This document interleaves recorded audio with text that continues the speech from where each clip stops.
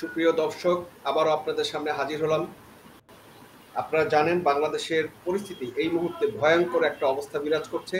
চারিদিকে হত্যা, লুট, ছিনতাই এবং রাহাজানি হতে শুরু করে এমন এহেন কোনো অপরাধ নাই যে বাংলাদেশে সংঘটিত হচ্ছে না। আমরা এর কয়েকটা নমুনা দেখে আমাদের সাথে উপস্থিত আছেন বিশিষ্ট রাজনীতিবিদ এবং রাজনৈতিক বিশ্লেষক জনাব শেখ ফরিদ, এবং আছে আমাদের সাথে সাংবাদিক সাইমা ফারহানা। আমরা তাদের কাছে যাওয়ার আগে আমরা একটু ঘটনাগুলো দেখে আসি দেশে আসলে কি ঘটছে। এই দেখেন,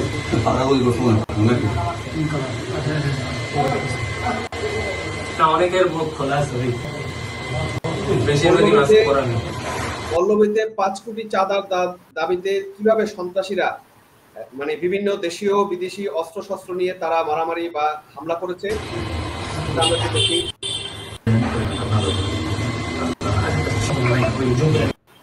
এবং সাথে আরো একটা বিষয় আমরা দেখি যে এই যে দেখেন এবং পা ছিল খালি, মাথায় হেলমেট ও নীল রঙের শার্ট পরা এক ছিনতাইকারী চাপাতি আরোহীর মধ্যে মাঝের জনের গায়ে কোনো জামা ছিল না এবং পা ছিল খালি, মাথায় হেলমেট ও নীল রঙের শার্ট পরা এক ছিনতাইকারী চাপাতি হাতে প্রথমে। জনাব শেখ ফরিদ, আপনি দেখলেন যে আমি 2টা ঘটনা দেখালাম মাত্র, এরকম আজকে দিনে অন্তত আরো 5 থেকে 10টা ঘটনা রয়েছে দেশের যে ভয়ঙ্কর পরিস্থিতি। তার উপরে আপনি দেখলেন গতকালকে পুরান ঢাকায় সোহাগ নামে একটা ছেলেকে নৃশংসভাবে কিভাবে সেই আদিম যুগীয় স্টাইলে পাথর দিয়ে মেরে হত্যা করা হয়েছে। আসলে দেশটা কোন পথে যাচ্ছে, কি হচ্ছে এই দেশে, এই দেশের গতি কোথায়, মানে এই ভবিষ্যৎ কোথায়? ধন্যবাদ আপনাকে, সেই সাথে সাইমা ফারহানা আপনাকে অসংখ্য ধন্যবাদ এবং দর্শকদের শুভেচ্ছা। আসলে আমাদের দেশে এখন যা চলতেছে এটা তো যে কোনো বর্বর শাসকের শাসন আমলের সাথে তুলনা করলেও সেটা কম হবে। একটি মানে যেই দেশে এই মুহূর্তে যুদ্ধ লেগে আছে সেই দেশের মানুষরা এত অসহায় নয়, কারণ যখন যুদ্ধ লাগবে সে জানে কোথায় শেল্টার আছে, কোথায় যেতে হবে, কি করতে হবে, তাকে একটা ব্যবস্থা বা আশ্রয় এই ধরনের কোনো কিছু সরকার দিয়ে থাকে সব দেশে। আর না দিয়ে থাকলেও তারা পালিয়ে যাওয়ার ব্যবস্থা আছে। কিন্তু আমাদের বাংলাদেশ এখন যা চলতেছে অনেকটা এরকম যে আপনি এমন একটা ট্র্যাপের মধ্যে পড়ে আছেন, আপনি আগেও যেতে পারবেন না, পেছনেও যেতে পারবেন না। আপনি যে ঘটনাগুলো আমাদের দেখালেন এই ঘটনাগুলো প্রকাশ হয়েছে বলে আমরা জেনেছি, কিন্তু শত শত এমন ঘটনা প্রতিদিন ঘটতেছে যা আমরা জানি না অথবা আমাদের জানতে দেওয়া হচ্ছে না। কারণ আকাশে ধোঁয়া দেখলেই যেমন বোঝা যায় নিচে আগুন রয়েছে, তেমনি এই কয়েকটা ঘটনায় প্রমাণ করে যে গতকাল, গত পরশু এবং আজকের ঘটনায় প্রমাণ করে যে দেশের অবস্থা যে কোনো এই বাংলাদেশের স্বাধীনতার পরে এত ভয়াবহ পরিস্থিতি কোনোদিন সৃষ্টি হয়নি। আপনি দেখলেন যে একজন ছিনতাইকারী তার গায়ের ড্রেস খুলে নিয়ে যাচ্ছে। ভাবা যায় এই কথাটা? আমরা জানি যে চোররা ডাকাতেরা সব কেড়ে নিয়ে গেলে অন্তত গাড়ি ভাড়াটা দিয়ে দেয় যে বাবা তুমি গাড়ি ভাড়া দিয়ে বাড়িতে যাইবে। আর সেই জায়গায় এখন আমরা কি দেখতেছি যে সুটেড বুটেড হেলমেট পরা ছিনতাইকারীরা চাপাতি এনে গায়ের পোশাক পর্যন্ত খুলে নিচ্ছে। কয়দিন পরে তো নগ্ন করে তারপর মাঠে ছাড়বে আমার ধারণা। এরপর আমরা হয়তো দেখবো যে নগ্ন করে তারপরে বাড়িতে পাঠাবে, যেহেতু পোশাক খুলে নিছে আর একটা খুলে নিতে আর বাদ থাকবে কেন, এটাও হয়তো একদিন ঘটবে। এখন যা আমরা দেখতেছি 5 কোটি টাকা চাঁদা চেয়েছে, এটা আমরা প্রকাশ হয়েছে বলে জেনেছি। প্রতিদিনই চাঁদাবাজি হচ্ছে সরকারি, শুধু রাস্তাঘাটে জনসমাজে শহরে উপশহরে মেট্রোপলিটনেই নয়, সরকারি অফিসেও চাঁদাবাজি হচ্ছে। সেই চাঁদাবাজিটা কি? তুমি যদি এই পোস্টে থাকতে চাও এত টাকা দিতে হবে, তুমি যদি ওই জায়গায় যেতে চাও এত টাকা দিতে হবে। এটা তো ট্রান্সফার, আমরা জানি ওটা স্বেচ্ছায় সজ্ঞানে বুঝে শুনে দেয়। আমাদের কাছে এও খবর আছে যে সরকারি অফিসে গিয়ে বলতেছে যে এখানে চাকরি করতে গেলে টাকা দিতে হবে, অর্থাৎ সরকারি কর্মচারী কর্মকর্তাদের কাছ থেকেও চাঁদাবাজি করা হচ্ছে এবং সেগুলো তারা ভয়ে বলে না সরকারি চাকরি চলে যাবে, কিন্তু আমাদের কাছে সেগুলো তথ্য চলে আসছে। আর আপনি যেটা বললেন যে আসলে তথাকথিত জুলাই আগস্টের আন্দোলন বাংলাদেশকে একটি অন্ধকার গর্তের ভিতরে ফেলে দিয়েছে, সেখান থেকে আমরা কিভাবে নিস্তার পাবো সেটাও বোঝা বড় কঠিন। তবে আজকে দেশে যা চলতেছে এর জন্য তাই এই দেশের বুদ্ধিজীবী, এই দেশের রাজনীতিবিদ এবং এই দেশের যারা লেখক তারা এর জন্য তাই, তারা কথা বলে না, রাজনীতিকেরা এর বিষয়টা নিয়ে কাজ করেনি, তারা এটা, বুদ্ধিজীবীরা তো এটা আগে অনুমান করতে পারবে যে এরপরে এটা হবে, এরপরে এটা হইতে পারবে, এরা কথা বলে নাই। আর যারা বলার কথা তারাও তো ছাপাই গাইতেছে, আপনি দেখবেন। তারপরেও এই সন্ত্রাসের পক্ষে, এই চাঁদাবাজির পক্ষে, এই অগণতান্ত্রিক এবং একটি ভয়ঙ্কর পরিবেশ সৃষ্টি করার পরও দেখবেন এগুলো ছাপাই গাইবে। সরকার বলতেছে এর জন্য নাকি তার দায় না, এই চাঁদাবাজি মববাজি এগুলো তার দায় না। অলরেডি আমাদের এই যে একজন কি যেন উপদেষ্টা আছে, কন্ডম আপা নাকি কি আপা যেন বলে তারে, পরিবেশ আপা, সে আপা বলে ফেলেছেন যে তার দল এর সাথে জড়িত নয়। আমরা তো এটা জানি না যে এই সরকারের কোনো দল আছে। তাহলে এই যে আমরা অভিযোগ করে আসছি এনসিপি গ্যাং বা এই যে খচ্চর পার্টি এনসিপি, যেটা জামাত এবং এনজিও গ্রাম সরকারের সংগ্রামে পয়দা হয়েছে, তাহলে এটাই কি তার দল? তা না হলে তিনি রেজওয়ানা আপা, আমাদের বন্যা আপা, তিনি যখন কান্নাকাটি করেছিলেন, আমরা তার পক্ষে আন্দোলন করেছিলাম যখন তার স্বামীকে অপহরণ করা হয়েছিল বলে তিনি রাস্তায় নেমেছিলেন, রাজপথে নেমেছিলেন, আমরা তার সাথে ছিলাম তখন। কিন্তু এখন তিনি কি সুন্দর সেই সরকারি ভাষায় কথা বলতেছেন যে মব সন্ত্রাসের সাথে তার সরকারি ও দলীয় লোক জড়িত নয়। এই সরকার তো কোনো দলীয় সরকার না, তিনি কিভাবে এই কথাটা বললেন আমার মাথায় ঢুকলো না। তার মানে ওই যে আমরা যে অভিযোগগুলো করি, এনসিপি গ্যাং তাদের দল, তাদের তৈরি পয়দা করা দল, এটাই সত্য। কিন্তু এইভাবে, জি জি আমি আবার আসবো আপনার কাছে। আমি একটু সাইমা ফারহানা আপনার কাছে যাচ্ছি। আপা, যে বর্বরতা, যে অমানবিকতা চলছে এবং যে নৃশংসতা চলছে, আমরা কি আপনার এই সাংবাদিকতার দর্শনে আমরা কি বলতে পারি যে আমরা আদিম যুগের দিকে ফেরত যাচ্ছি? ধন্যবাদ আপনার ভালোবাসা এবং শেখ ফরিদ ভাই এবং আপনার সকল দর্শককে।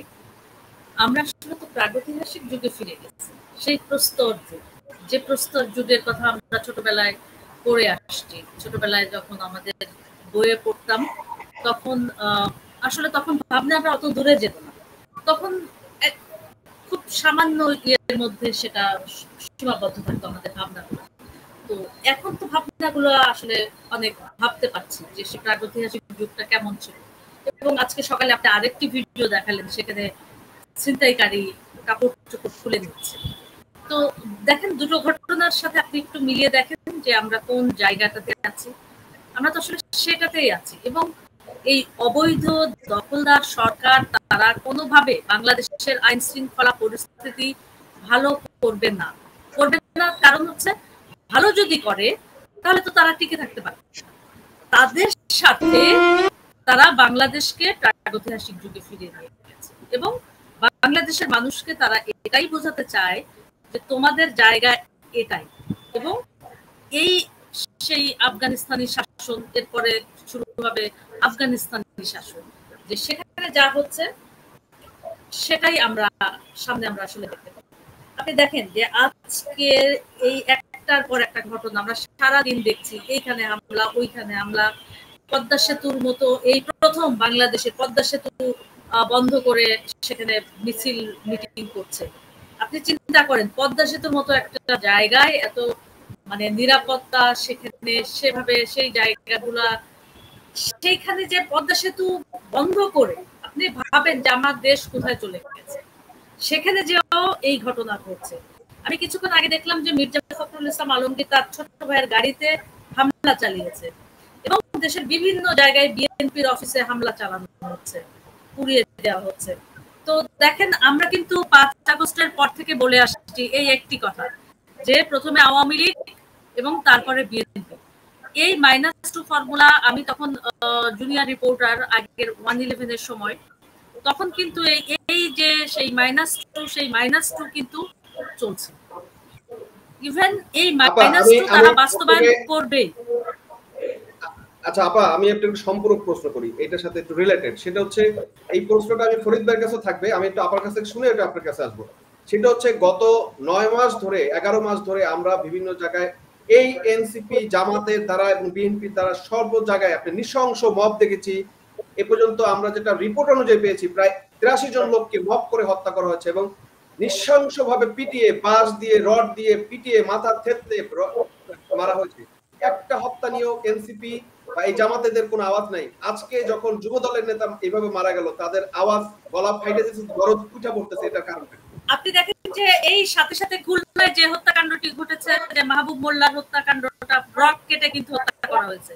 আপনি খেয়াল করেন, রক কেটে, রক কারা কাটে, আমরা জানি কারা রক কাটে।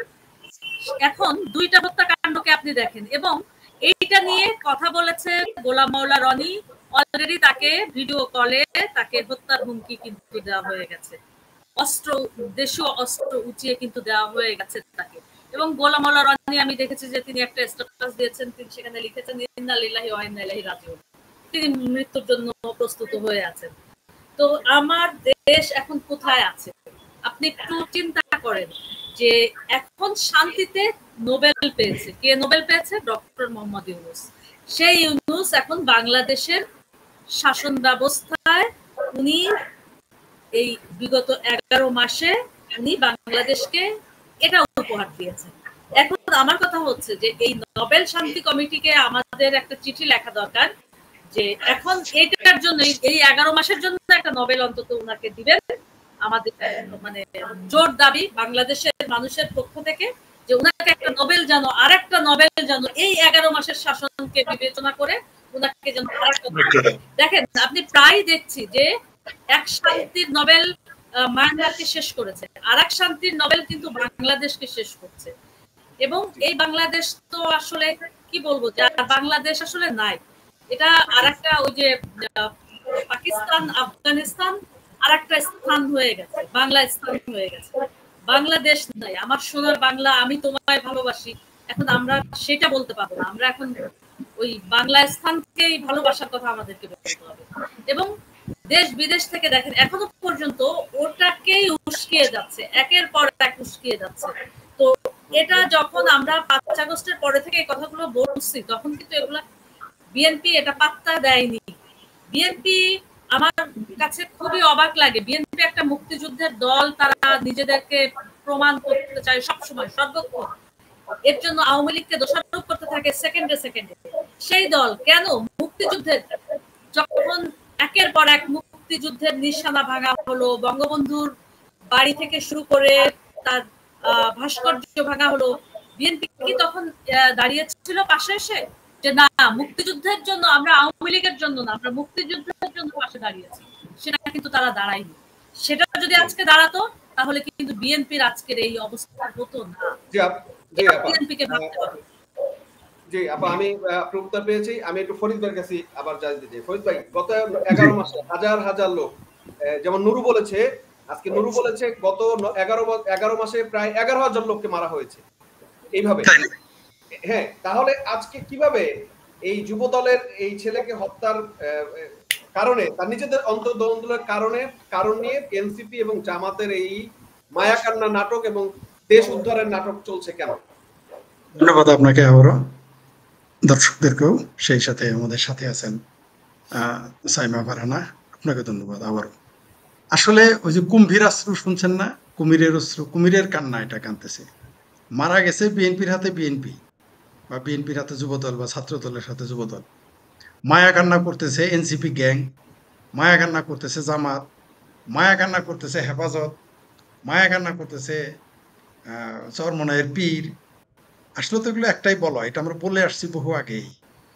এই হেফাজত, জামাত, এনসিপি গ্যাং এগুলো তো আসলে এক। এরা বিএনপির কাঁধে ভর করে এতদিন ছিল। তারা দেখলো যে এখন তো আওয়ামী লীগকে তাড়ানো গেছে, তারা ভাবতেছে আর কি, তাহলে বিএনপিকে কেন তাড়াতে পারবো না। তাই তারা এটা একটা উছিলা পেয়ে গেছে। এগুলো হচ্ছে মেটিকুলাস প্ল্যানেরই মানে এক্সট্রা অংশ। তারা এখন দেখবেন আপনি, যেখানে আমি বারবার আপনাদের বলে আসছি, দর্শকদেরও বলি, যে বাংলাদেশের যেখানে এখন কোনো ঘটনা ঘটবে, দুর্ঘটনা, অঘটনা, আকাম কুকাম ঘটবে, আপনি ধরে নিবেন সেখানে জামাত কোনো না কোনোভাবে জড়িত। যদিও সামনে দেখা যাচ্ছে এটা বিএনপি, বা এটা ছিনতাইকারী, এই তমুক দলের, কিন্তু আপনি যদি আপনি এটা নিয়ে গবেষণা করেন, স্টাডি করেন, আরো অনেক কিছু খুঁজে পেতে পারেন আপনি। কারণ এই বাংলাদেশে আমরা দেখেছি যে 20 টাকা দিলে একটা মানুষ গিয়ে খুর মারে। এই বাংলাদেশে ইউনূস সাহেব ওইটা বলেছেন যে 500 টাকা দিলে ভোট দেয়, বা 1000 টাকা দিলে ভোট দেয়। এটা আবার ওই যে এনজিও গ্রামের যে কালাপাড়া আছে, সরি কি ওর নাম, এনসিপির, সেও বলেছিল যে এই দেশের মানুষ 200 টাকা হলে ভোট দেয়, কিন্তু এই দেশের মানুষ যে 50 টাকা হলে খুর মারে এটা কিন্তু বলে না। 50 টাকা হইলে যে মাথায় বাড়ি মারে এটা কিন্তু বলে না। তো এই সমস্ত অপশক্তিতে তারা ব্যবহার করতেছে।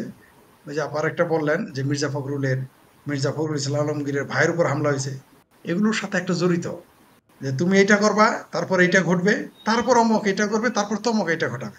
ঠিক ওই যে গ্রামের যে বাটপারটা যেভাবে গ্রামের মধ্যে ঝগড়া লাগায়, প্রথমে কি করে একটু মধু ছিটে আসে, তারপর সেখানে পিঁপড়া যায়, সেখানে ঘাস ফড়িং যায়, তারপর সেখানে মুরগি যায়, হাঁস যায়, গরু যায়, ছাগল যায়, তারপর মানুষে মারামারি লাগে।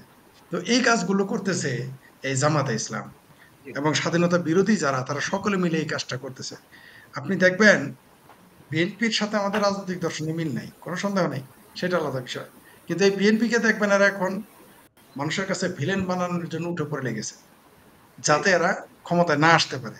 কিন্তু বিএনপিরা এটা বুঝতে পারতেছে না, এই ফ্রাঙ্কেস্টাইন তাদেরই পয়দা। বিএনপি যদি এখনো না রুখে, এদেরকে না থামায়, কেবল তো মির্জা ফখরুলের ভাইয়ের উপর হামলা হয়েছে, কয়েকদিন পরে মির্জা ফখরুলের উপর আক্রমণ করবে। কেবল তো তারেক রহমানকে গালি দিয়েছে, ওই গালিটা তারেক রহমানের মাকেও কয়েকদিন পরে দিবে, তারেক রহমানের বাপকেও কয়েকদিন পরে গালি দিবে। আমি এখানে আরেকটু কথা বলতে চাচ্ছি। একটা বিষয় আমি কিন্তু আজকে খুবই ভয়ঙ্কর একটা, বেশ কয়েকটা স্ট্যাটাস আমি দেখলাম। আমি যখন জুলাইয়ের মাঝামাঝি পরে আজকে আপনার ইস্যুটা নিয়ে আমরা আবার আসবো। আমরা আপাতত এই ভিডিওটা এখানেই আজকের মতো শেষ করতেছি। অন্য একটা বিষয় নিয়ে আবারও আমরা দর্শকের সামনে আসবো। আমরা আজকের ঘটনা অনেকগুলো আছে, ইনশাল্লাহ ওগুলো নিয়ে আমাদের কথা হবে।